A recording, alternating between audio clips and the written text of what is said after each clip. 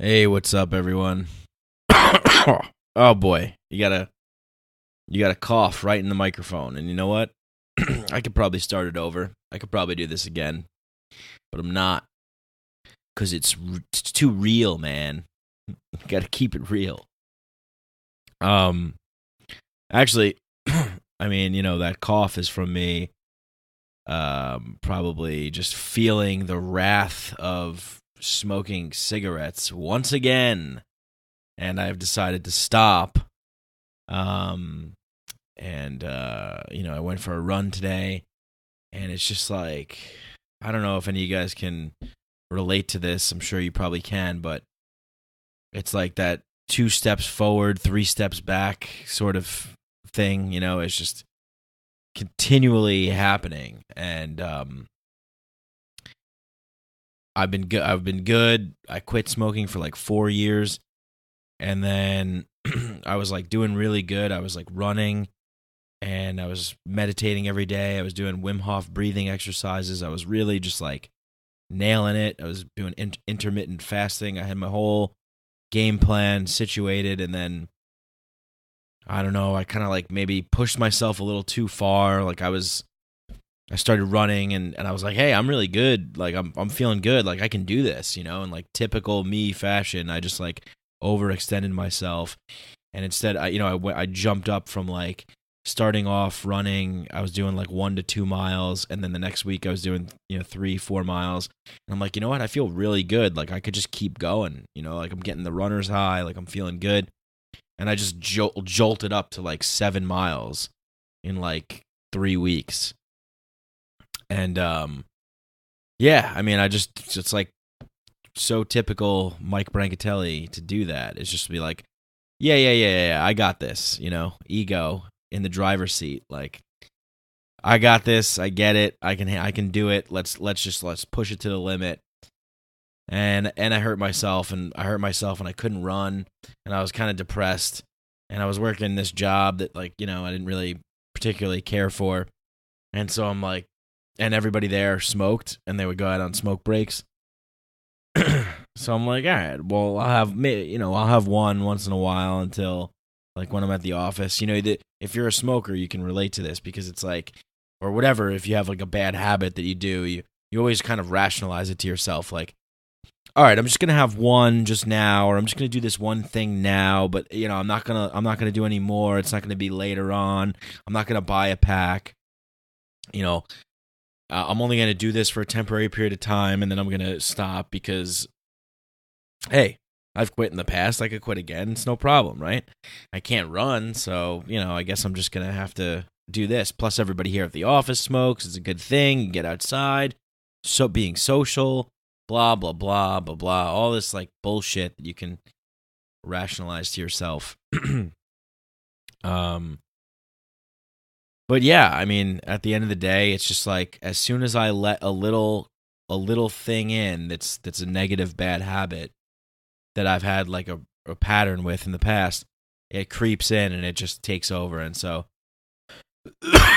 now my lungs are getting fresh air in there again, and we're getting back on track. And it's actually good timing, because today's guest, I mean, this is what it's all about. This is what today's guest is all about. He's a YouTuber who kind of rose to popularity recently, starting a channel called Sorting Myself Out.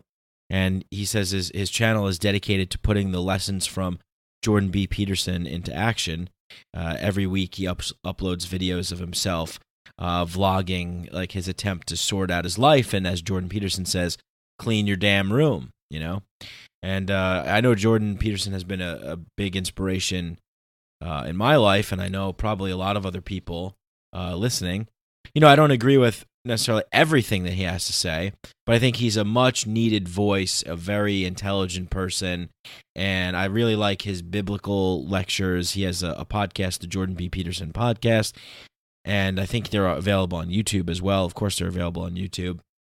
And he goes into depth analyzing the biblical stories from Genesis to, I think, the last I forget what the last one was, but there's like they're very, very good. If you're into philosophy and psychology and mythology and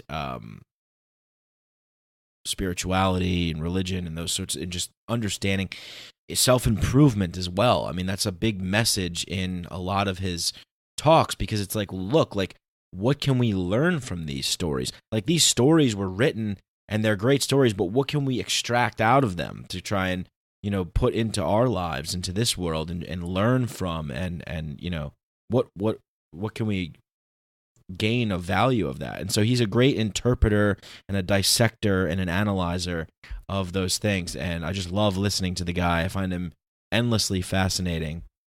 And so what Andrew did was he basically was inspired to by Jordan Peterson, and he wanted to take action.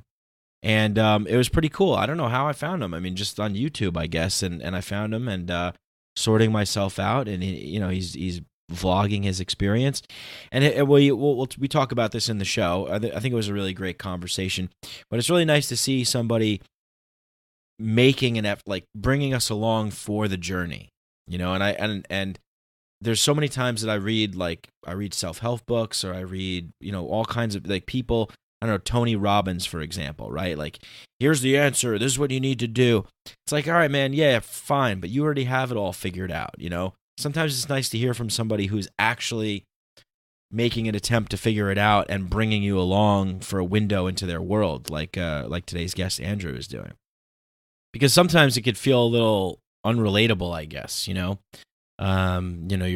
looking at these people who are telling you, like, the 7 ways that you can turn your life around, and the 5-minute step to the blah, blah, blah, and the miracle morning. And it's like, you know what? Maybe sometimes it's good to hear from people who are trying and failing, and they're bringing you along on the journey to be like, look, hey, we're all human. We all are trying to improve ourselves in some way or another, right? I don't know. I think it would be kind of interesting to just, is there anybody out there who just doesn't give a fuck about improving themselves?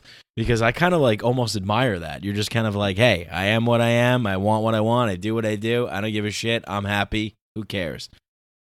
But I know that I'm not like that. It's like I have these things, these kinds of higher goals that I want, but it's difficult for me to break through the resistance that it takes to get to achieving those things, because I'm lazy, I procrastinate.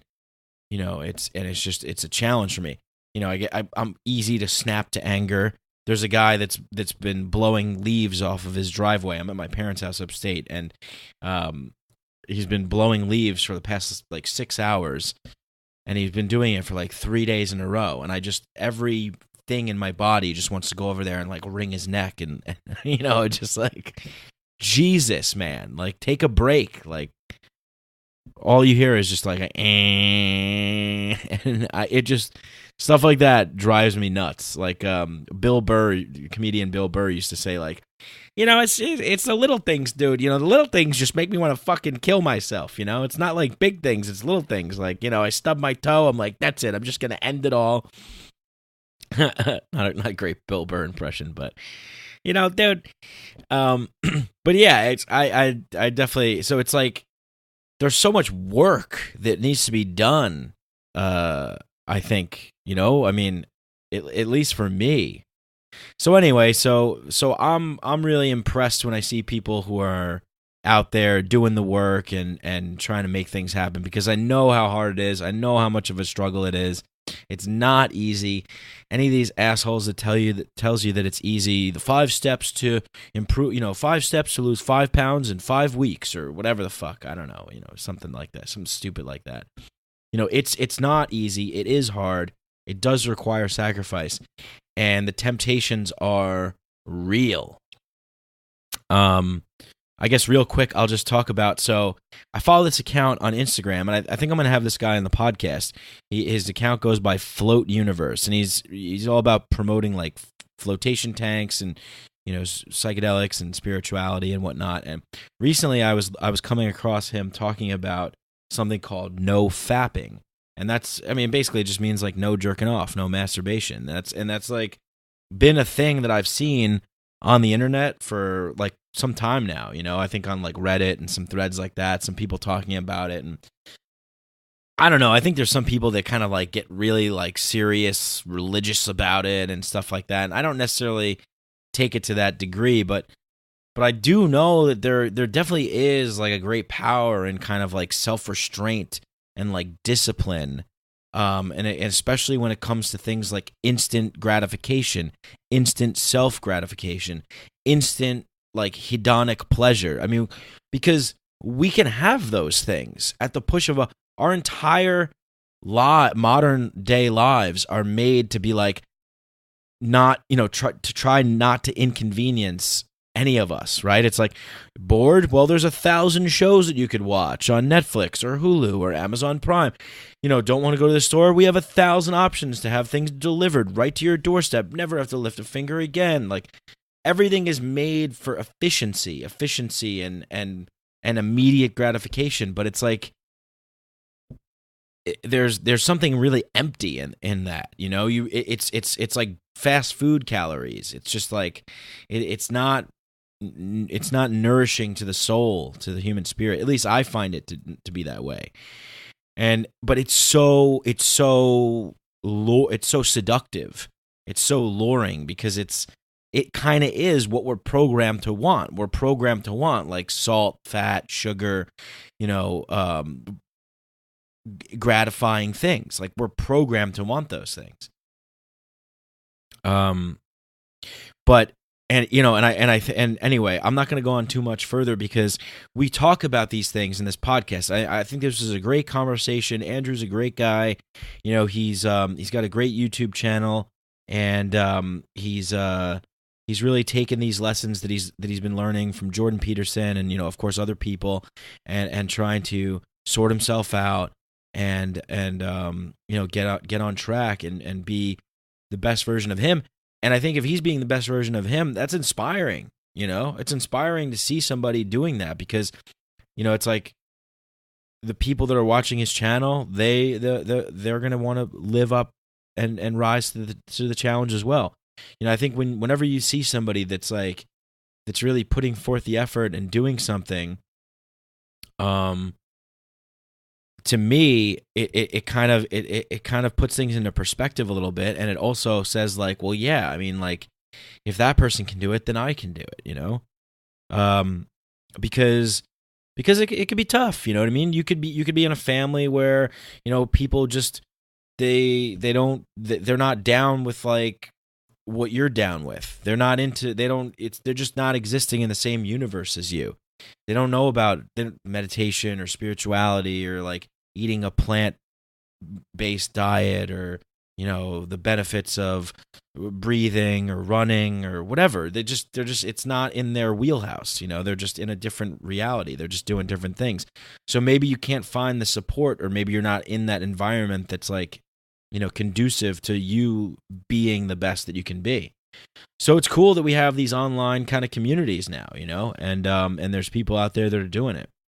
So anyway, without further ado, with one more thing, I think so usually I play like, the intro music that I have on the show, and I really like it. I put it together. I made it myself, and I think it's cool because it kind of expresses like what the show's about, what I believe in and stuff, and I love that Muse jam. But I don't know, so I submitted my podcast to Spotify, and we're on. So we're going to be on Spotify. So that's pretty cool because Spotify is like a huge fucking platform. And, but I think they have like some kind of deal with like, you can't have any sort of like music that's, it has to be totally like royalty free, no copyright infringement sort of thing. So for this podcast, I'm just going to play some fucking random track, whatever. Who gives a shit? The conversation is what's important. And, thank you guys so much for listening. If you like the show, if you enjoy the show, please go on to iTunes, leave us a 5-star rating and review. Holy shit, we got 71 5-star ratings and reviews on iTunes. It really makes me feel super happy and warm and gooey inside when you guys leave those positive reviews. I love them. And if you want to help the podcast out a little further, you can go to patreon.com/MikeBrank. That's MikeBranc. And you can donate as little as $1 a month. Like 3 cents a day. And you can help You can help Little Mycadelic Studios here grow and get bigger and bigger and bigger. All right, 15 minutes for this fucking intro. I appreciate you guys listening to this, and I hope you enjoy this conversation with Andrew of Sorting Myself Out YouTube channel. Peace.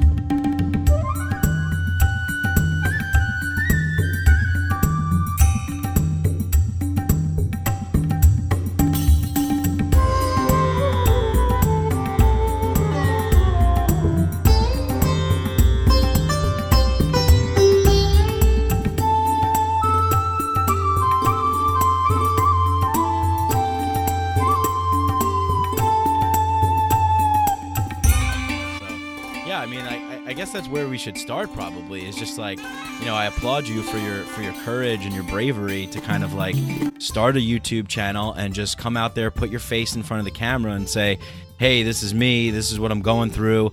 And I'm learning to do this stuff. Obviously, from our virtual father, Jordan Peterson, and who's kind of really taken it upon himself to teach a lot of people the proper way to kind of live and have a life, and so I commend you for that, for doing that. It's not easy to do, so congrats on getting out there and trying to sort yourself out and make it public to everybody.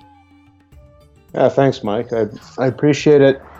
I have another YouTube channel that's the first one I started with, just for, I think I made some highlight rugby videos, and they got some good views, and then I made some Tongan language videos, and I made this joke video where I was showing the differences between Tongans and Samoans, and it on YouTube, I don't know, it maybe had 150,000 views, something like that, but it got shared on Facebook and got close to 1 million views. So I thought, oh, okay, maybe I can.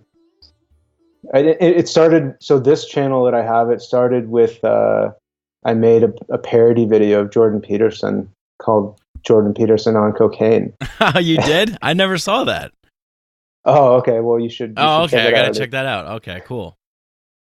So yeah, like at first the channel was called Jordan B Peterson, and I remember I released it on April Fool's Day, and I didn't really have a plan to make any of these types of videos, and then I just thought about doing it, like trying to just show I wanted to get in good shape, and I thought about making some weight loss videos, but then I thought, oh, well, what if I really tried to include all this other stuff? And I guess part of me thought like, oh, well, when my first video I made that got popular, I thought, oh, like what would it be? I just tried to think like, what would that be like if you were this YouTuber person? And I just saw that for a lot of YouTubers, stuff from their past crept up on them. So I just had this idea of just putting everything out there so that wouldn't have to happen with me. Right. Yeah. That's like preemptive strike. Yeah. You can see it now in Hollywood. Look at all this stuff that's coming out with people.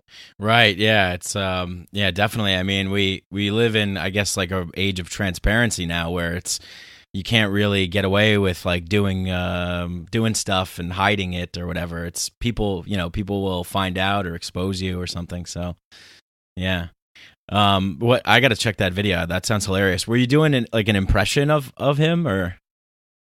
No, I took one of his lectures, not from this most recent year, before, and I was just listening to it. I was going through his lectures, just trying to learn from them. And this one, he just had a few different things that he said that sounded really funny. And so I thought, oh, okay. And I just cut them together in a certain way that it comes out pretty comical. Okay, nice. Yeah. He's got a lot of like mannerisms and stuff that like I notice. I watch a lot of his stuff. I mean, he's like a big inspiration. Sorry, this thing is like creeping up on me over here on one of my 1 second, sorry. All right, that should be better. He's got a lot of, like, I noticed that when he gets really excited when he's talking, he'll be like, he like does this a lot. He's like, God, I bloody can't figure it out. Like, I've been wrestling with this idea. That was a horrible Canadian accent. I know, I'm You gotta really work bad. on that. Anytime I do a Canadian, like people always have like a goofy way of like in the States, like making fun of Canadians or whatever. It's, oh, how about that? Da da da. But I find Canadian people to be pleasant, and I got nothing bad to say about Canadian people. I never understood that. I never understood hearing Americans say, "Oh, Canadians are so nice." And then I went to New York City for the first time, and I realized, oh, just by comparison, Canadians are really nice to to a lot of, not all New Yorkers, obviously, but wow, what a different world. Yeah, New York City. I mean, that's where I'm at. New York City is a beast. Really, it's a crazy place. So you were talking about. I've heard you talk about living in Tonga, right? And then you were talking about making those videos. So when was that? When did that take place? The first time I went there was 2008. So it started off in 2007. I went to Australia in northern New South Wales to play rugby. Okay. And before that, I had never even heard of Tonga. Like a lot of North Americans haven't. But on my rugby team, there was, I think, maybe 4 players that were from Tonga that came over to play. And then at the end of our rugby season, we went on a trip there, and I just fell in love with the place. And then I played another couple seasons in New Zealand, and same thing. There was a lot of players there from Tonga. They have that famous team, the All Blacks, right? Is that the one in New Zealand where they do that dance or whatever? Is that what I'm thinking of? Is that the rugby team there? Yeah, the National Rugby Union team of New Zealand are called the All Blacks, and they do a haka, which a lot of people call it a dance. I wouldn't say it's a dance. It's more of I guess you could call it a dance, but don't say that in front of them. That might offend them. Okay, it's cool to see. I don't want to offend any rugby players. Yeah, I've seen it in person, and it's the most intimidating thing I've ever seen. It's incredible because when they do this, they really believe that they're drawing in the spirit of their ancestors, right? And just the emotion that you can feel. It's incredible. Wow, yeah, definitely a lot of powerful stuff going on there. So then you went there. You went there for rugby. Did you wind up like staying there, or did you come home after like a short period? Like, how long was your time spent there? So yeah, I was in Australia for a couple of years. The first time I went to Tonga was just for maybe 2 weeks. But then you went back. Yeah, so when I was after that, I went back to Canada, and I remember when I was leaving Tonga, I told myself I knew I wanted to go back. I remember looking up in the night sky and swearing that I would go back. And for my parents, they had for years been looking to move from that part of Canada, just the long, cold, hard winters there. Which part of Canada is it again? So in Ontario, that's the problem. Okay. So I had suggested Tonga to them. We were looking at some different businesses that were for sale there, and so we all went together to get this bar and restaurant, and it wasn't for them. They stayed for 2 weeks. I didn't want to go back, so I ended up just wanting to stay there. I'd made some friends and ended up staying there for 6 months. Nice. Yeah. So what was it about Tonga that really drew you in? I feel growing up in Canada, I felt a lot of pressure that there's something you have to become, that you go to school for a purpose, that grade school is going to lead you to high school, then high school, and you go to university, and you get to that. You're there for a purpose to pick something that's going to lead you for the rest of your life. And growing up in my small town, the Honda plant of Canada was in my hometown.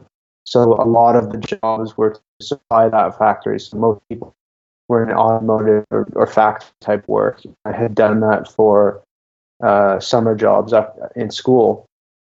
And it just seemed to me that for most people, not all people, but most people, you have these jobs of doing something that you don't really want to do. It's something you have to do in order to get money to pay for your car. Then you use your car to drive between your work and your home is just somewhere you sleep. I just saw this cycle of something I didn't want to do, where in Tonga there's not jobs. There's a few jobs in the tourism industry. So I remember before I went, I was asking my Tongan friends like, "Oh, what do you guys do for work back home?" And they said, "We don't work." And I said, "Well, how do you pay for like how do you buy your food?" "Well, we grow our food, we go fishing, we build our own houses." So that was part of it, and just the friendliness, where Tonga is also known as the Friendly Islands. That's what it was called by Captain Cook when he discovered it. Um, and that just a part of their culture, by not having these jobs, there doesn't seem to be as much of a rank based off of what you do. That there's more of an equality and respecting people for who they are. Where here, one of the first things you ask someone when you meet them is what do you do? Mm-hmm. So that's just part of it. That they had this old culture where people seem to know each other, and there's more of being in touch with the land and just living day to day life and not worrying about becoming something and comparing yourself to others. Right. Yeah. No. I mean, that is very, very appealing. I've traveled a little bit. I spent 4 months in Southeast Asia and Thailand and Laos and Vietnam, and yeah. I mean, the way of life is just completely different. You know, the value structures of the society. You know, over there. People are much more like integrated with their family. You know, you see people kind of like living together as one big family unit, or you know, Yeah. if it's like the mother, the father, and then the kids, and then like, you know, maybe the grandmother lives there as well, or the aunt and uncle live next door or something. And yeah, it's definitely very, very appealing. I mean, you know, it could sometimes feel pretty like maddening to keep up in the society that we have here. You know, there's demanding and pressure to kind of achieve something. Like you said, you know, it's like as soon as we're born, we're just like on this like treadmill to like, you know, step 1, step 2, step 3, and you just like kind of keep going. I know so many people that just like follow that path, and they, you know, but they don't necessarily seem like happy or like they really want to do what they're doing. They're just kind of doing it because they've always been doing that. So yeah, sometimes you need to just kind of like back out a little bit and take some perspective, or like what you're doing is like, you know, taking yourself into account and saying like, you know, improving yourself to try and maybe have more clarity of vision.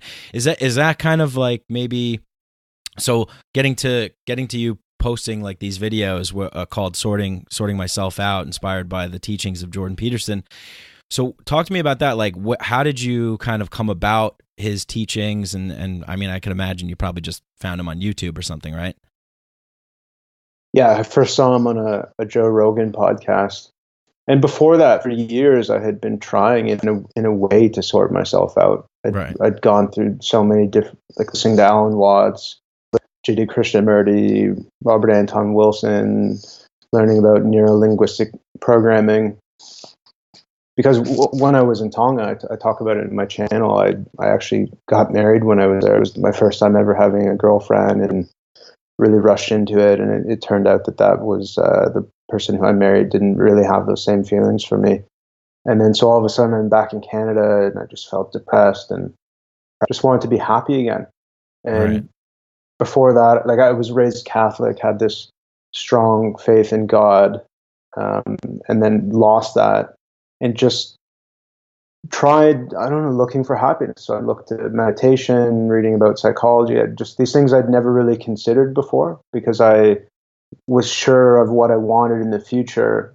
I I had I felt as if I was on a path, and for the first time in my life, I just couldn't see where I was headed or exactly what I wanted or what would make me happy. So I reevaluated everything, and then also I tried marijuana for the first time. I'd never tried that before the age of 25. So I sort of adopted this attitude of just following your own bliss, and I was able to find peace and happiness through meditation. And I had this mantra of just live right today and let tomorrow take care of itself. And I stopped really thinking of the future and what I would do. And then not seeing that a few years of living like that, all of a sudden I'm thinking, well, I'm 30 now. I don't really know what I want. I don't have any much of savings or a career going for me. Um, and then so when I first heard Jordan Peterson speak of just starting out small and working out from there, like just clean your room. I'd always known that that would make a difference. I would do it, and I sort of would clean my room, feel good, and then a few days later it would be back into chaos. So, and then from first listening to him speak, I started watching his Maps of Meaning lectures. And at first it was hard to digest. I had to watch them a few times, and yeah, so that's really where it started for me. Yeah, it's I can relate, definitely. I feel like a similar kind of experience. Like I'd kind of felt like I was on a good path and whatever, and then maybe some things didn't work out. So it's like, well, shit, what do I do now? And I think there is some value in that, and definitely good value in meditation and kind of like living in the present moment and that sort of stuff. But you're right, it's like you can't just only do that, because then it's like you're just kind of, I mean, you're not really working towards something, like as Jordan Peterson said, like orienting yourself towards like a larger goal. And I know, like, it's very difficult for me. I can imagine you're probably the same way, because I took like, those personality tests, the big 5 personality tests that he talks about. I know you did the one that he created, right? Yeah. Yeah, that's cool. I haven't done that one yet. How did you like it, and what were your results? I know you did a video on that as well, right? Yeah, I had tried a few different ones in the past, and I've always had the same experience where when it comes time to actually do them, I find it very difficult to pick, because I feel, well, sometimes I'm this way, sometimes I'm that way. But the results that I got from his test, which is called Understand Myself, I found that for the most part it aligned with how I considered myself. There was 2 parts where I thought the result was much different than how I considered myself, and that was in politeness. I had a score of being low in politeness, where I'd always considered myself a very polite person, at times overly polite. But then I started to think, well, how maybe it's more so how I interact with people that are closer with me. So with strangers, I can be very polite if you're buying something at a store, or if I'm at work talking to a customer on the phone. But with my own family or close friends, I feel like because we know them so well and we have that love, and knowing that they're always sort of going to forgive us, that you can abuse that at times. Yeah. So I have been trying to work on that. And the other one was with openness. I scored, I think, moderately low in openness, where I thought I was just very open person, but I'll have to revisit that one and look at it again. And I got the same. So as you said, I made a video about it, and what I could see from the comments was that a lot of people had similar results, where they didn't quite agree with the results they got from the test. So I'm not sure. Okay, yeah. I took one. I forget where it was on. I want to try Jordan's one, and but I was like really kind of like, I guess it makes sense, like I believe it, but I was like, holy shit, I didn't know my openness was like 98%, and my conscientiousness was like 15%. I was like, holy shit, but it makes sense because I'm a lazy, procrastinating son of a bitch, it's like, so the conscientiousness is like, well, shit, like you could be open, you could be creative and whatever, outgoing and stuff, and I'm never going to get anything done if I can't raise that conscientiousness. So I'm trying to work on that. That's like my big thing. And it's such like a hurdle, right? Because it's like you have this idea of like what you want to be, who you want to be. And then you kind of like now from like learning and researching and trying different things, you kind of know what to do, but there's still that elusive implementation of like discipline and consistency. At least I find that the struggle is like, really trying to maintain consistency and discipline. How is that going for you? And has there been improvements in that area?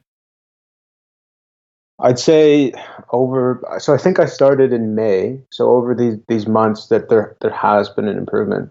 Where at first I had this initial burst of energy where I really decided to go for it. I set a schedule, like this perfectly scheduled day of everything I wanted to do. And I had the energy at first to do it, but I found that by using my will and trying to almost force myself to do it, that I depleted my will, and eventually I'd fall back, crash, and I'd just try to adjust it a bit. So it's sort of as if over time I've been putting in effort, and then I'll crash down, and then I'll try again. So I feel like over time it's been on a upward curve. So I have a tendency of comparing how I'm doing with how I ideally like to do, and at times I can get frustrated. But I have to keep in mind, how am I doing now compared to I was a year ago, and compared to a year ago, I'm much more productive than I used to be. That's for sure. Yeah, I mean, I definitely have good advice. I think some of the best, one of the best things I ever heard was from Jordan Peterson was the do it badly. Like that was it seems so obvious, but it was such a shock. And for people listening, what that means is basically like, he was talking, I think, in reference to, well, it can be in reference to anything, but for his future authoring program, it's like, look, do this thing, and your life will improve by doing this. And it is something that you have to do every day, and just do it badly, right? So what did you resonate with that advice as well? Yeah. So when I first heard him talk about it, as I said, it was on the Joe Rogan podcast, and then I heard him speak with Duncan Trussell, and I'd heard him say this to do it badly the first time. And I didn't take that advice right away. I had this idea that, okay, I'm going to have this perfect opportunity, this big chunk of time to do it. I'm going to sit down and nail it out. But I found myself just keep putting it off. And then so finally I realized, okay, I got to at least start with something. And yeah, at first I couldn't come up with this ideal future. I just couldn't perfectly envision it. So I just tried to. I remember the first thing I envisioned was, okay, well, if I'm so unsorted in my life, where I'm so low in conscientiousness that I can't even finish it, at least I can try to imagine a future where I would be in a position to do it. And that's what sparked the. So I moved from Ontario to British Columbia and decided I was going to have a major overhaul of some of my bad habits. And so finally I did. I've gotten into a position where from there, I've been able to more come up with this ideal future that I want to work towards. Nice. Do you think that the relocation is what really helped? Like just being in a different environment? It's part of it. It's if you think of someone who thinks, oh, I need to find myself, I want to go to India and find myself. Like really, you don't have to do that, but ideally, you'd be able to do it wherever you are. Say I'd come out here and it wouldn't work, would I have to again move? No, but for me, I think I knew that I wasn't going to want to permanently live where I was, because it's something I've been thinking of doing for a while, because I'd spent my 20s traveling, and for years I was convinced that I wouldn't end up living in Canada, where now I'm not completely sure. So I figured I'll use this time. I hadn't seen my parents for years from all my travels, so I figured I'll spend time there and use this opportunity to really sort myself out. But yeah, it definitely helped, because where I was in Ontario, just again, I'm not at all blaming my friends for this, but just the social circle I had was one in which we'd use marijuana quite often. So I figured if I got myself out of that, that would just be a definite help, because I could just see that it was hindering me in so many ways. Yeah. That everything I wanted to change by my diet or being more conscientious, I found that marijuana was something that I'd tried so many times to stop, and maybe at most I'd go 2 weeks. So I knew that was something I had to change. And yeah, certainly moving. I don't think it was the location. It was just getting away from being in that social circle. Right. Yeah, for sure. And that's such a big important thing, getting rid of maybe people who could trigger you to go back to doing bad habits. I mean, I think everybody can relate to that. I have a group of friends who, they were like my high school drinking buddies or whatever, but, we don't really stay in touch anymore. But every once in a while I'll see them and it's like, oh, they're still doing the same old stuff. And I don't really want to get roped into that, so. And it's tough. It's tough. I mean, people could say you're weak for giving into peer pressure, but it's tough because when you're in a social circle and kind of everybody's together and they're partying or whatever, it can be difficult to kind of maintain your discipline. So it's best to be in a supportive community or in an environment that's that you're able to get done what you want to get done, right? Yeah, and I have done that. I've been in those situations where people are trying to pressure you in, and I've had to say no so many times, and it's amazing the response you can get. Right. People they'll just keep trying to push you, and it makes them question what they're doing. Like, especially with drinking, no one wants to drink alone. So when you're with friends, you really try to lay on that pressure, and yeah, it can feel awkward when you're saying no. It's even though you feel strong in yourself that you don't want to do it. You almost feel that you're doing it for this other person and not for you at all. Yeah, I think you hit the nail on the head because it's like I think a lot of people feel a little like maybe like you're condemning their lifestyle by choosing not to engage in what they're engaging in. And it's like, for me, I'm kind of just like, no, do whatever you want. I'm just not going to take part. But then that, the pressure comes and it's like, all right, man, chill out. Like, don't drag me down with you, Oh, whoops, I didn't mean to offend you. Sorry. It's like, it's a weird way of kind of just being, it's like I choose, like, for example, like you're saying that you have stopped smoking marijuana. So, as somebody, I have a psychedelic podcast, like I talk about psychedelics a lot. I smoke, marijuana, but I'm not like, I can imagine that there would be people out there that are like, well, it's not addictive. It's not bad for you. It's like, look, everybody has their own personal choices. You know what I mean? Things affect people in different ways. And so maybe this is a good kind of segue to talk about some things like, that we would call like, there's are you familiar with Dr. Gabor Mate by any chance? Yeah, Canadian. Yeah, good. One of the good Canadians up there. Yeah, he's so he wrote this book called In the Realm of Hungry Ghosts, and it's about addiction. And basically, like the crux of it is that like addictions can happen with anything. It could be literally anything. And what people cling on to is just whatever happens to kind of like speak to them as a way of filling some kind of pain or some void. And he talks about how we all have these kinds of coping mechanisms. It's like whatever. If you're doing a shitty job or you're at a bad place in your life, some people might choose to drink, or some people might use, weed, or some people might, binge on food or watch hours of Netflix or whatever it is. These can all be addictive behaviors. So I kind of get a little frustrated when I hear people say like things, for example, like, well, porn's not addictive or something like that. It's like, well, it is. Like, I mean, it not inherently by its very nature, but the use that the user engages with it could be unhealthy and addictive. And I found that to be myself.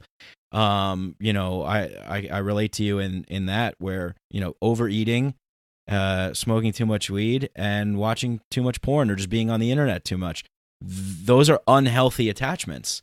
And so, there's a lot of that, like, well, it's perfectly natural for a guy, like, to do these things.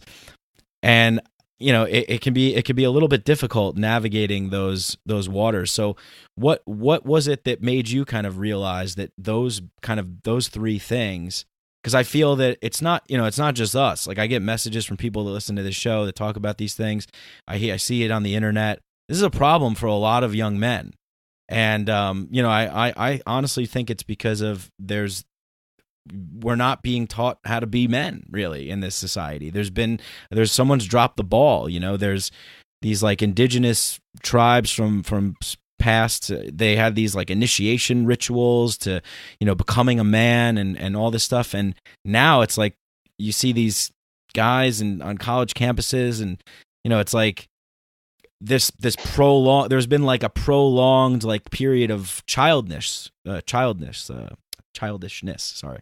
And, I've been, a part of that as well. And so yeah, so what I'm getting at is basically just like, when you're looking at these things that are bad behaviors and bad habits, it's like, what was like your thought process and going and like dealing with this? Was it like, because a part of me is like, well, it's me, but also it's the environment outside, it's society, but it's also me. So like, how do you kind of like manage that or work with that? Because it can be a little difficult to try and, as Jordan Peterson would say, live forthrightly in a world that's a little toxic, Well, I could see with marijuana that I could just clearly see that after years of abusing it, that so when I first started, it was this wonderful tool that just feel incredible and have these psychedelic experiences. Like the first time I got high from marijuana was probably the most psychedelic experience of my life. And I never really had issues with paranoia, but the over the years it crept in. I'd have the very paranoid moments, and rather than getting pleasure, I'd just look at myself in a completely different way and just see all of my negative aspects, and like just rather than just enjoying it and having these being able to enjoy, say, eating more or watching a movie, I just thought, what am I doing? There was one moment in particular. It was I had a shift job at the time, so I was off this one day. It was a Tuesday, 8 a.m, and all I was concerned with was making this gravity bong. And I made it, and I just got so high, and it was like too much. I threw up. So like I went in the shower, and I was really overweight, and I was like, what am I doing? It's a Tuesday at 8 a.m. Like, this has been my only thing I want. Like, the whole day is written off now, and I had so many more experiences like that. So when I realized, okay, it's time to, maybe pull back. So I thought, okay, I'll try just having it on the weekends, or I won't buy it. And then I would buy it. And then I'd think, okay, well, I'll just have it on the weekends. And then, I'll just have it every other day. So every time I ever tried, I just couldn't do it. And that was one of the most surprising things of the backlash I've had when I first started making videos, when I at first had more of a focus on stopping marijuana, where now I'll have it maybe once a month. But at first, people, like you said, are saying, oh, it's not addictive. And sure, maybe it's not physically addictive. My body wasn't craving for it, but my mind certainly was. And even now, like if there's times where I really feel stressed, I'll just physically pretend that I'm packing a little bowl and lighting it up and breathing it, because it's a ritual that you do. Yeah. That I remember at times when as soon as work was over, I'd get home and I'd run to the basement, and like I'd get my food ready, and I'd get this bong ready and put on Netflix, and just as soon as I'd inhale, it'd just be this instant relaxation. And I can still have that just by going through the process. So sure, maybe it's not the substance itself that's physically addictive, but you're addicted to, well, if your brain suggests for you to do something, like say smoke weed, it gives you a stimulus, then there's an action, there's a response. And it's just in your brain, it's strengthening that circuit for reward. So it doesn't matter to me if it's, sure, alcohol is going to be physically addictive, so it will be tougher, but it doesn't mean that you can't be addicted to smoking marijuana. Right. Yeah. And if it's not really like benefiting you, then you know that it's a problem. Like if it's not adding to your life in a positive way, if it's just something that you're kind of doing out of habit or just because you're used to, it's like that's when it can become kind of dangerous.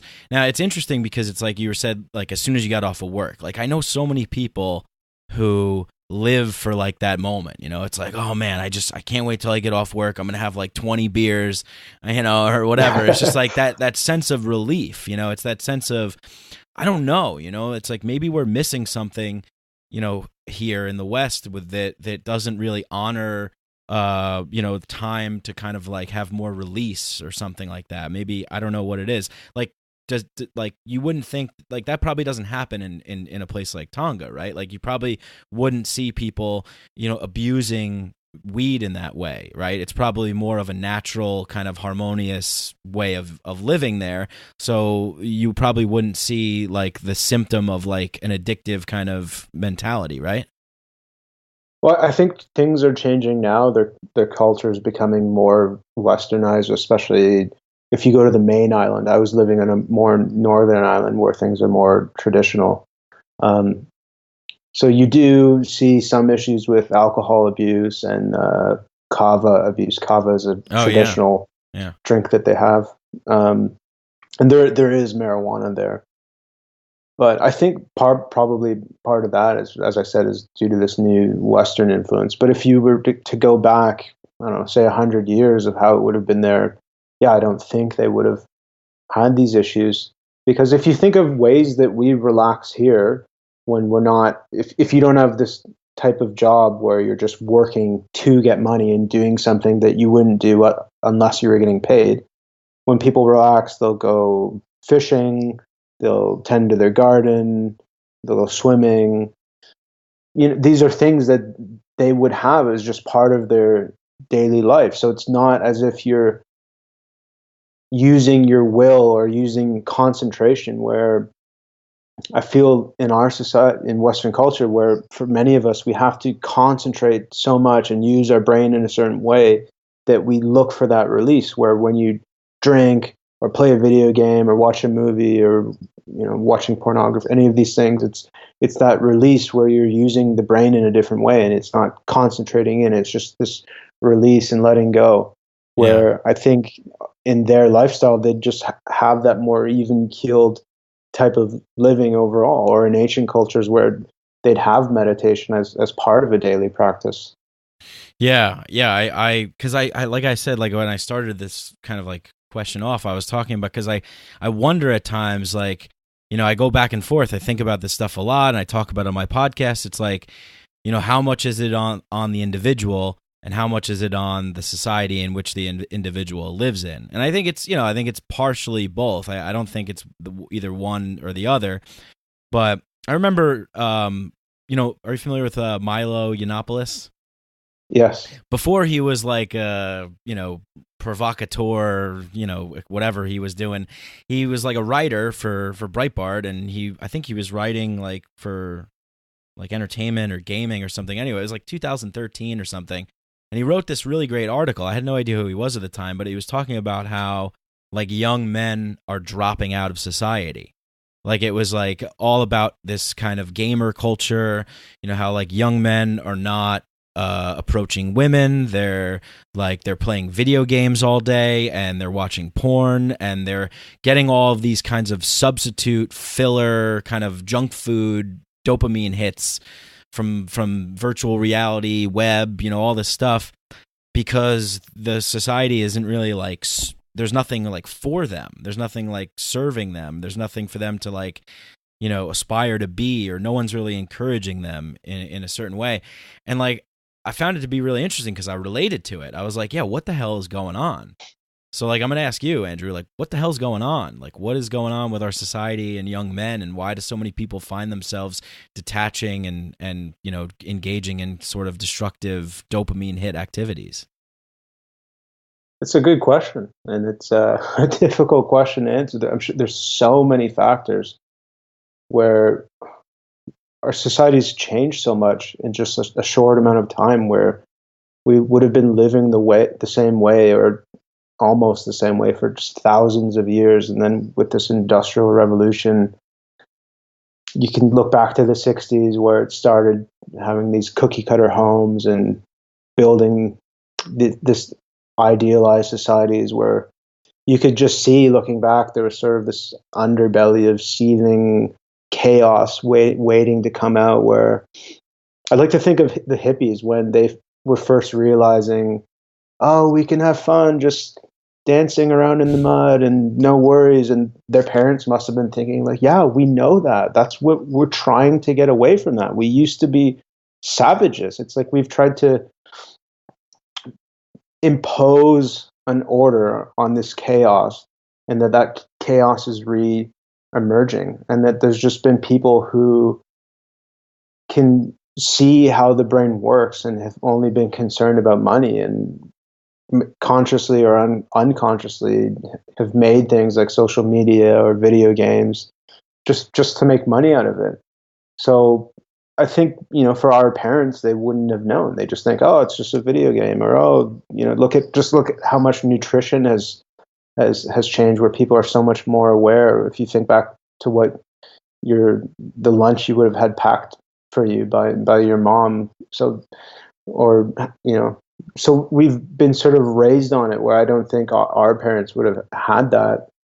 So yeah, we it's really shaped our brains in a certain way, and just so we're just so hooked on getting these little dopamine hits, and also just the way that most men have been treated in media or movies or commercials. We just seem like we're sort of blamed for so many things, that we're useless. So a lot of people just want to clock out and would rather live in virtual reality.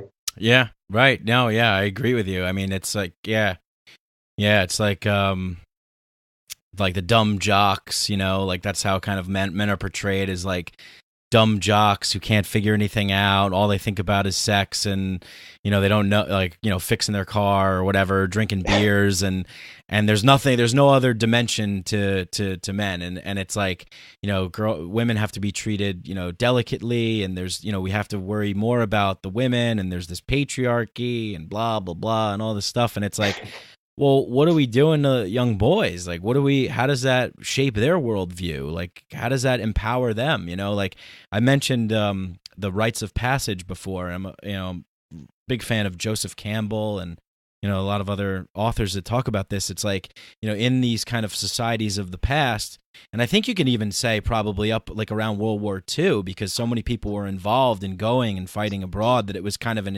initiation. It's kind of like, it forces you to like confront your fears, and it forces you to like become an adult, to become mature. And I think that we have kind of like just gotten rid of that, because I think the natural kind of rite of passage for a woman is when she has her period. Like that's the kind of, that just happens. Like that's what they kind of are entered into that cosmically, like, and for young men, we're just kind of like lost, like looking around for something, because, like, and then one of the solutions is by the society is, well, young men, they're all over the place. They can't concentrate. Just pump them full of Adderall, get them to focus and concentrate. Just give them a bunch of meth, basically, and it's like, well, he won't sit still. It's like, no, of course he won't sit still. He's a young man. He's a boy. He wants to explore and get into dangerous things. So I think that's been a great like disservice to young men, and I think we're seeing that play out in what's happening right now in our society with like all of the sort of chaos that's going on, and it's not good. It's definitely not good. What do you think is like something that, I guess, for people who are going through, some of these things, like say, for example, someone's just like really abusing weed and really just addicted to porn and just playing video games all day, and like, they know maybe something's up or they want to get going. What would you recommend them doing, like, to get started? Would you say to like start with one thing, or to make a lit? Like, what would be your suggestion to kind of like start sorting themselves out? Well, so if it comes to addictions, if you have a desire to stop, or it has to start with yourself. That no one's going to tell you that you need to. If you have a inkling or at all to do it, just try. Just see if you can do it. Don't put a focus on trying something else or replacing it. Just see if you can do it with your own willpower. If you find that can't happen, just start writing down your excuses. It's amazing how many you'll come up with. And I'd always know, like, so say for food, that I'd be able to use my will for the first few days of saying, okay, I'm only going to eat these healthy foods and I won't eat unhealthy foods. And that I'd find that always the same excuses would come. I'd say, well, I've been okay. I've been all right for a few days, like for a whole week here. I can't just always eat this unhealthy food. Like I'll just one time have this one little thing, or, oh, this will be good for my metabolism. It will spike it up. And, oh, I'm having this because I want to have it. I don't want to have to just blindly follow a routine. I want to be in control of what I'm having. And it can be the same thing for marijuana, where, You think, oh, I'm just going to have what I have left. Once I finish the amount that I have, I won't buy any more. Oh, I need to be creative. I need to, just for this one task, I'm going to use it. Or, oh, I'm not feeling good today. There's just, if you write them down, you'll just see you always have these same excuses. And it's the same as of what anyone would have. Would you say to write them down as they come up, or make a list beforehand? I'd say that so say for marijuana, that every time that you go to smoke it, if write down the reason why you did it. Okay. And then you'll be prepared for the next, if that same excuse comes, you think, is that really me who's having this thought? Where I've also heard it as, if you think of your brain as a garden, and ideally you want to only be growing these beautiful flowers and you don't want any weeds. If you think of a negative, so if a thought comes that you don't, so if you have a thought coming, say, okay, go and smoke marijuana. At first, you would think that you want to chop it down, that you're this watcher, this observer that's chopping it down as soon as it rears its head. But that's using will, and that you're going to deplete that as energy. Or rather, just if you pay full attention to it, it will, of its own accord, just grow and die. So you're not having to have this conflict. As soon as you're set up as this controller, it's as if you've already lost the battle. So that's another thing you can try to do. Wow, that's pretty. That just like struck me as being like really deep. Actually, that's pretty profound. So letting it grow, like kind of letting it develop, acknowledging it, seeing it, knowing that it's not something that you necessarily want to do, but not be like an aggressive authoritarian tyrant and like start chopping it away, but just kind of knowing that it's there, here it is, and it'll just die on its own accord. Just try observing it. And then, because as soon as you have the split of the observer and the observed, then there's will and there's time involved, where we think, if you give me enough time, there's a becoming, that in time I'll become something. But whatever you are now, you're going to be the same thing a minute from now and a day from now, unless there's this radical change, where if we expect this change to happen by will, which is a limited resource, it's just going to run out.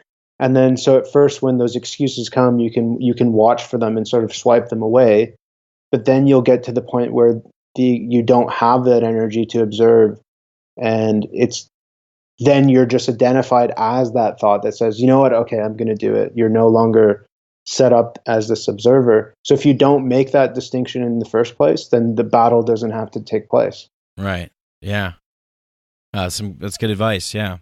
What about like for maybe people who like, I don't know if you maybe have received comments or messages from people who are like guys that maybe don't know that they have an issue, or maybe they're thinking like, you know, like not me, because I think one of the things that you do so well is that, you know, you're vulnerable. Like you're basically like a lot of our history, like men have just been kind of viewed as like, look, just shut up, just don't complain, like just go about your day, you know, do what you got to do, and just like forget about anything about feelings or, you know, problems or whatever.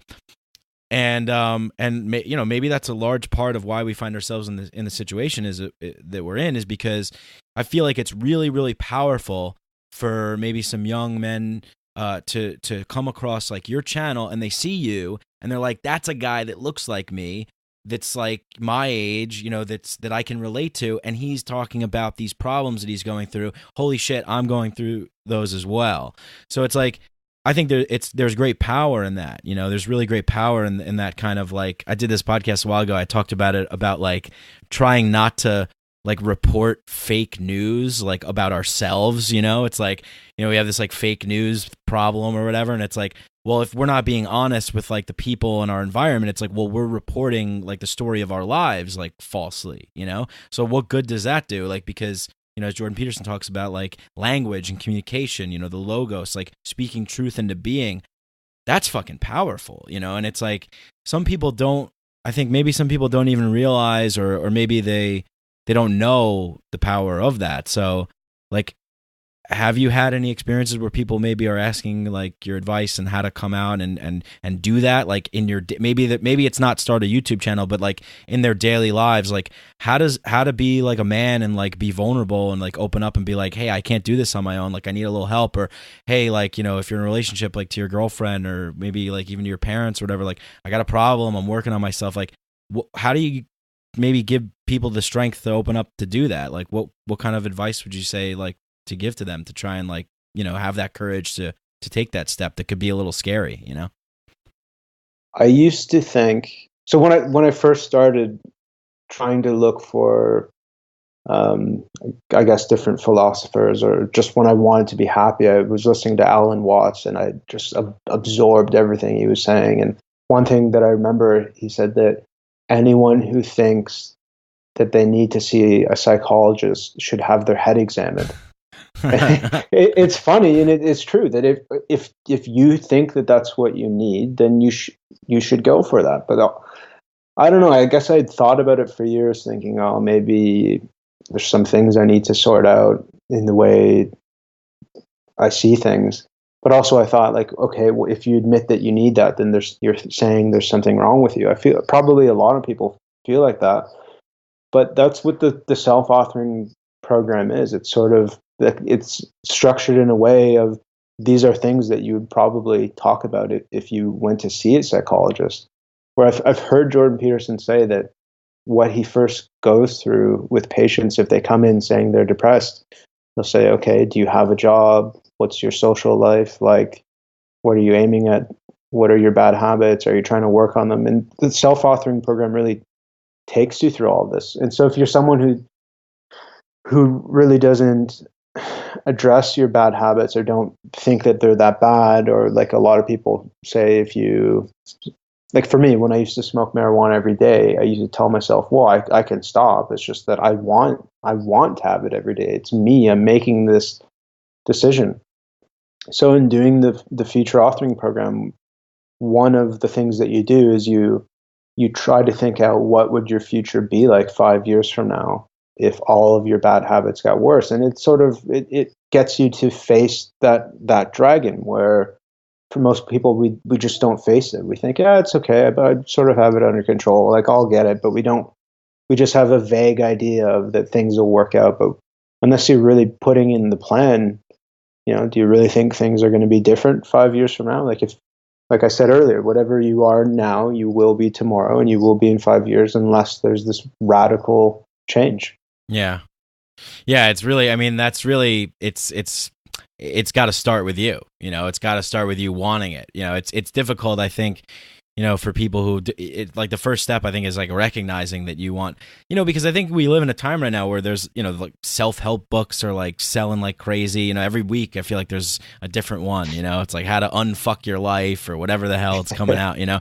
And they're good. You know, I read a lot of them because I'm interested in what people have to say. Oftentimes I find like people say the same things. And I think that's why I was so attracted to Jordan Peterson, is because he really gets deep into deconstructing everything, talking about it from, you know, a mythological standpoint and what it all means, and, you know, through the history of it. So that really appeals to me, because a lot of these you can kind of get stuck in like this self-help trap where you're just like addicted to self-help stuff or something, you know. And I don't know, I'm just guessing, but it seems to me that we're living in a time right now where like people are wanting to improve themselves. Like there's this kind of like need to go ahead and do that stuff. It's just about, I guess, getting started or staying on that path. But anyway, you're someone who is doing that, and you've made all these videos. What has there been any video for you that's been like particularly challenging to make, that you were like maybe a little hesitant to put out? The only times where I felt hesitant is where I've had a week where I felt that I didn't make any progress, or where I have these times where I have a backslide into getting back into just being really lazy, putting things off. But like as you've seen with my videos, I'm not afraid to be open and just show everything I'm going through. But it's weird because when I first started making the videos, people would comment saying, wow, you know, you're being so honest, and it's something different because you can see on YouTube. I've been on YouTube since when it first started. I remember, you know, when it was just like cat videos and things like that back in the day. And then I saw it changing where when there's people who know they can make money, and I just saw so many things that just seem fake, like prank videos where they just clearly seem set up. And I just really didn't appreciate that. I don't like seeing things that are fake, or personalities where they come on and go, "Hey guys, what's going on? It's your boy back." Like these are the 10 ways that you can get in shape today. Yeah. Exactly. So when I first put these videos out, and it seemed like something different, and people were saying, "Oh, I like this honesty. You're not asking to like or subscribe," or. But then when I've had the times where I don't feel good, which can happen, and I say that, people are like, "Oh, you seem down," and it's weird. I get this bad backlash from it. So sometimes there have been weeks where I just don't put up videos because, yeah, like if you see on Facebook or Instagram, usually your friends are just sharing these happy moments. Look, I'm on vacation, or eating this really good food, or whatever. People don't like to share these moments when they're down. You know, maybe once a year, someone will hashtag "Let's talk" or something, some sort of promotion for dealing with mental health. But yeah, so at times I find those videos, I guess, the toughest to make when you feel like you haven't been making progress, or you've been down. Yeah, man, I agree. I mean, like, totally, because it's almost like, look, like, we're all struggling. You know what I mean? If you're a human being living on the planet Earth, like, you're struggling, like, you have problems.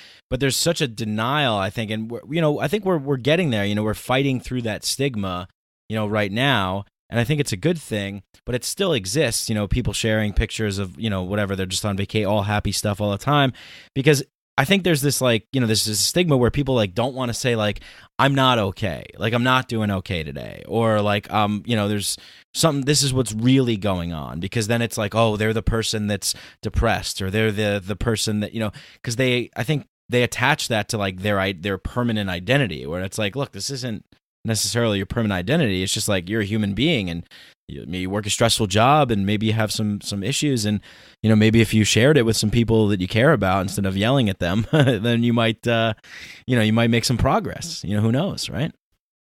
Yeah, I think there's a stigma attached because I think from our early days as humans that when we first started working together in groups, there emerged different types of jobs and different types of people, and there would be people who would naturally just be very conscientious and wanted and do so much work, and we'd sort of pitch in together and share. There would have been people that would have taken advantage of that and say, "Oh, I got a sore back." So there's always been a stigma attached when people really do have a sore back or can't help. There's always going to be people thinking, they're just saying that. And I've seen that in the workplace where I've seen people who take advantage of it and take lots of time off and get sick leave or whatever. And, you know, people will call them out for it. Right. But I've seen the same with, like, mental health, like people who I remember a woman I worked with who she was off for long periods of time, dealing with depression. And there would have been lots of other coworkers just saying, she's just faking it. So I think a lot of people don't want to admit that because from when we were living in that way, you know, thousands of years ago, the worst thing that could happen to you is if you're kicked out of the group. That's pretty much death, because it's not like now where you can sort of live on your own and do your own thing, where if you were banished, like that was it. So I guess a lot of people, they just don't want to risk it. So they just hide it all in and think that they have this inner strength that they can deal with it. Right. Yeah, which can lead to other symptoms popping up, you know, because they're suppressing it, you know. Yeah, and you're totally right about that. It's still in our biology that, like, we feel like if we're fired from a job, or like maybe we break up with a girlfriend or something, that it's like, holy shit, we've been cast out of the tribe, like we're going to die, you know. Those kind of, that, like, still exists in our nature, in our makeup. Because I think that is, to me, like, I think that really is one of the most important things is community, and, you know, being with kind of the people that are on the same wavelength as you. And, you know, I think it starts with family as well, and close friends.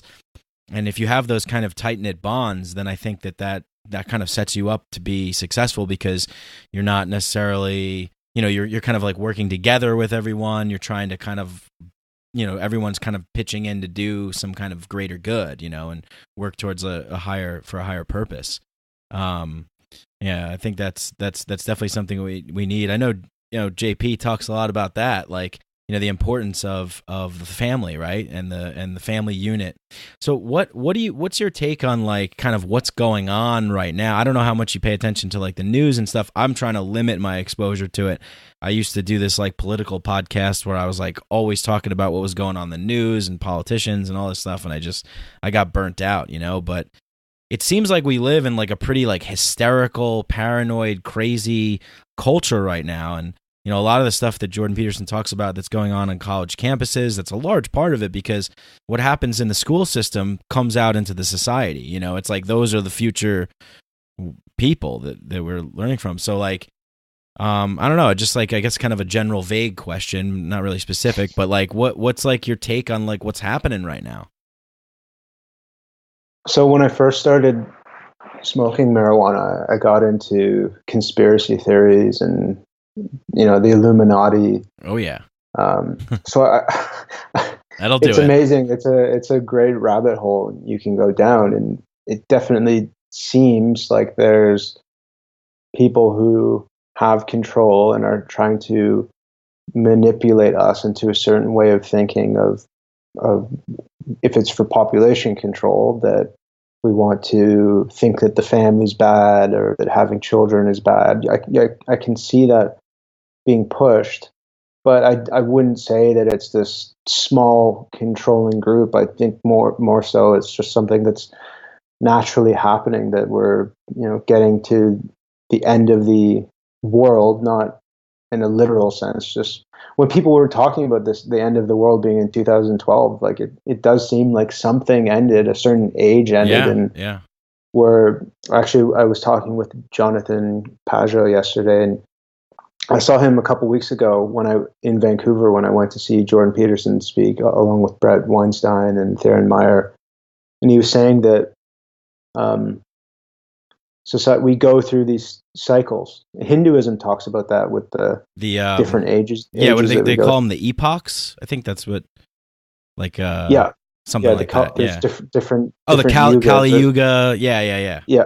Gotcha. So, and I think we're in the Kali Yuga now. Yeah. And also but anyways, that we started off with initial idea of what we wanted. It's like you're dropping this golden ball into a pond, and then you're having these waves that come out from it. And as you get to the end, things just get so weird. And it's where at the end, all these new categories are emerging, where he used this analogy that if imagine you have 1 million different buttons you have to sort between yellow and blue, that at first you're just going through it. It feels like it's going to take forever.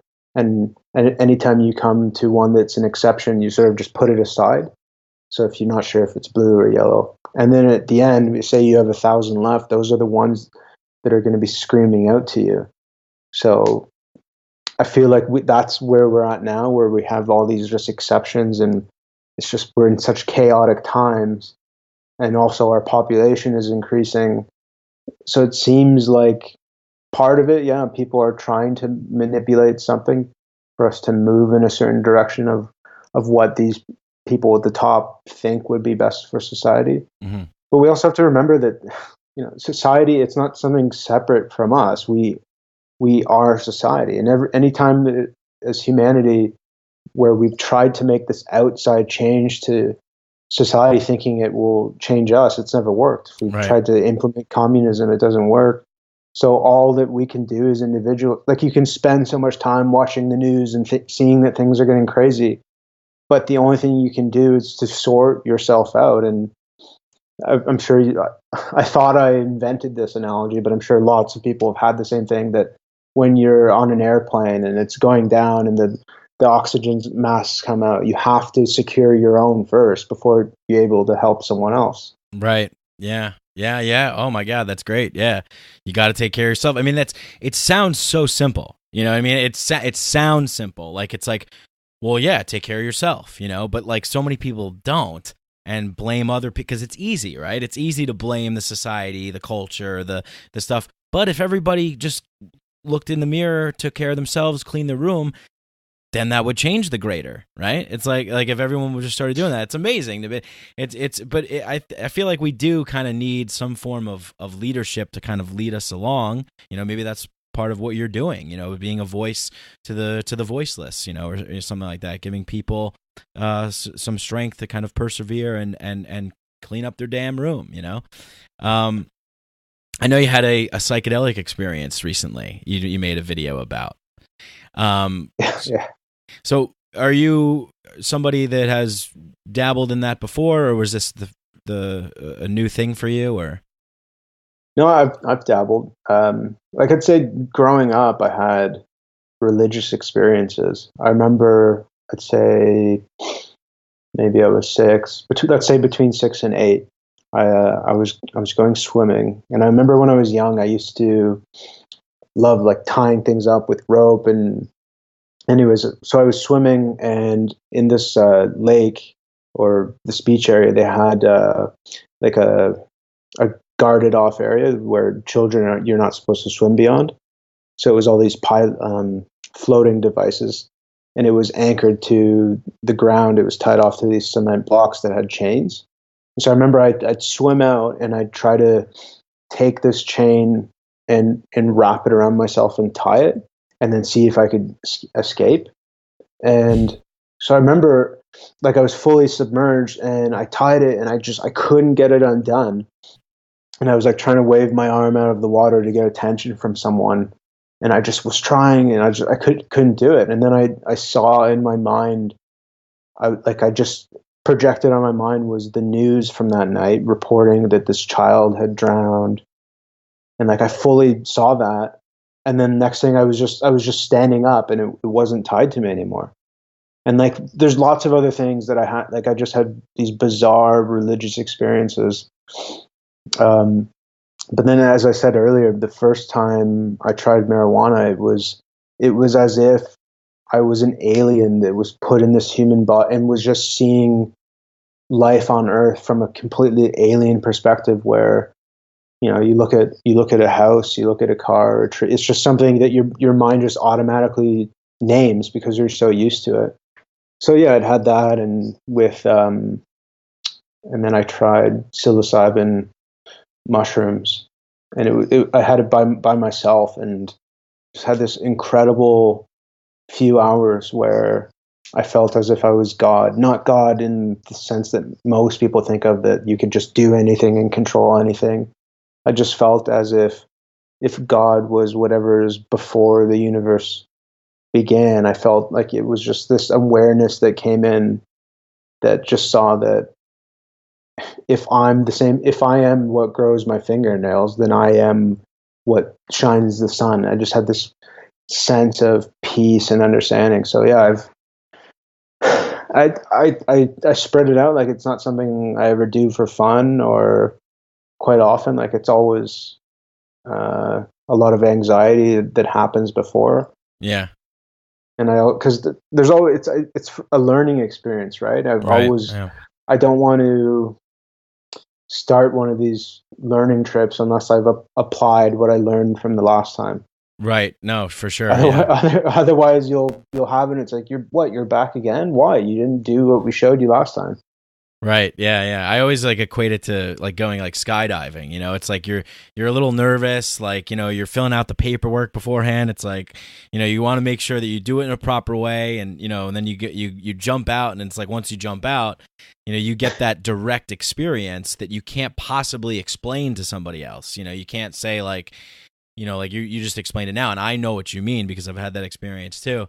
But it's one of the rare things in our world where it's like you really need to have the direct experience of that to really understand what it means, because it's almost like it doesn't communicate to you in a way where it's like, this is love, like this is God, this is understanding. It's like, no, it's just a feeling where like everything makes sense kind of, and like you kind of get it, and then yeah, it's pretty powerful stuff. I mean, I definitely think that a lot of kind of like the chaos maybe that we're experiencing in this time is because, for thousands of years, humans have used substances to have altered states of consciousness. And we kind of like have severed our connection with that. And when you see like, look at the news or look at Twitter, it's just like, we've gone mad. Like people have just gone completely mad. And I think for me, the greatest benefit is that inward, that looking inward, and that kind of figuring things out. And like you said, like when you see everything, you just take it for granted. But when you have an altered experience, altered state of consciousness, you really understand like the power and magnitude of like everything that's in our world that's been created, that we're creating. It's very powerful, I think, for people to have. And, for people have done all sorts of things, whether it's breathing techniques or submerging yourself in cold water or, meditation, yoga. So yeah, your latest one was pretty cool. How you talked about like you had a vision of yourself in your video where you talked about your psychedelic experience. You had a vision of yourself in the future, and it was not something that you wanted to see. It was like kind of fearful, right? Yeah, so it was the same idea from this future authoring program where you see yourself in the future of what it would be like if all your bad habits got worse, and that's exactly what I saw, and it was very, very much disturbing. It was intense, right? You felt it, you kind of lived it a little bit. Like it was like a total immersive experience, right? Oh yeah, it was it was an incredible experience, a very powerful experience, but also one of the scariest experiences I've ever had. And that's why it's something I don't do very often. But say I can have just as deep experiences with lucid dreaming, which it's something. So again, with marijuana, when I'd have it quite often, I just wouldn't be able to remember my dreams, or just barely. Where when I don't, it's as if every time. So when I was in my heavy use of marijuana, when I'd be able to stop for a week and then have a lucid dream, every time that happens, you think, oh, like, why am I not remembering this? Like if you realize you could have a better experience from lucid dreaming where it lasts longer, there's more that you can open up to. So that's another thing. If there's anyone who is looking to stop smoking marijuana, just know that it'll increase your ability to have lucid dreams, and that in a lucid dream, you can smoke marijuana if you want. Yeah, right. Yeah, you can do it in the dream. Yeah. Yeah, that's true. Well, yeah, we're heading up. We're a little bit over an hour. I mean, I thank you for your time. Thanks for being on. I mean, it was a pleasure to speak with you.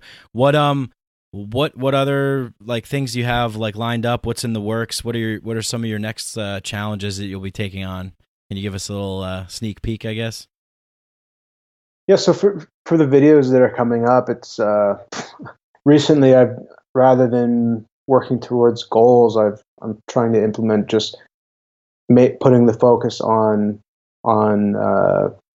systems of things that I would like to do every day, because I found that when I haven't made progress towards a goal, that's where I get frustrated and sort of have a little give up and get back to my old ways of doing things. So I'm going to be doing that for a while, and coming up early next year, I'll be going back to Tonga for a month. So I'll have a lot of interesting videos I can share from there. And from there, if I continue to sort myself out and get to the position I'd like to be in, then I can see. I initially had this idea of like where I used to be the social justice warrior. I wanted to make videos of like lots of things that you see on YouTube of people trying to show social justice warriors, trying to give them that red pill moment. I sort of avoided that because I realized, well, if I don't have a clean room, who am I to be giving advice to people? So, but if I do get to that point, then I'd like to try to make some videos like that. Cool, man. Yeah, that's awesome. I have a lot of respect for you for doing that, because it's kind of like, a lot of people don't do that. A lot of people just get on there and they're like, "This is what I'm doing. Whatever. Here's my opinion." So that's pretty cool that you're taking yourself into account first, cleaning your room, and then getting to that point. Yeah, I'm looking forward to that, man. I wish you the best of luck. You're going in January, you said, or like in the beginning of the year to Tonga? Yeah, probably in February I'll be going. February. Cool. And you're going for a month, you said, right? Yeah. It's good to get away, It's good to get away, get somewhere else, new location, reinvigorating. Definitely travel is I love traveling, so I might be going to Peru around that time, so. Oh, yeah, I'd love to visit there as well. Yeah, it's an amazing place, people are great and just good culture. Well, all right, great. Yeah, and people can go and find you at Sorting Myself Out, right? That's the name of your YouTube channel. And you have Instagram, right, as well? You do some Instagram videos, or? Yeah, I've sort of avoided doing that. I should get back. I have a Twitter. Well, sorry. You can tell people where they can find you. Yeah. And just Twitter. I'm trying to get more into it, trying to work my way in. But on there, I'm known as Jordan B Peterson. So Jordan B Peterson, except with the J and the P switched. Yeah, yeah. You're his like alternate side. It's really fucking cool to see, because I know you talked to him too.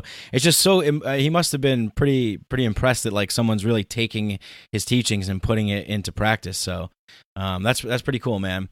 Thanks for taking the time again. It was a pleasure speaking with you, and let's stay in touch. I wish you the best of luck, and looking forward to more videos and more of that stuff. If you're ever in New York, give me a holler. Sounds good. Thanks, Mike. All right. Take care. I hope you guys enjoyed that podcast as much as I did. You know what to do if you love this show. Share it, like it, spread it with your friends. Tell a friend, tell a family member, tell a neighbor, tell a coworker. And if you want to support the show, you can go to patreon.com/Mike Brank. You can donate as little as $1 a month. Or you could go on iTunes and leave me a nice 5-star rating and review. Whatever you do, thank you for listening. Much love to you all. Peace.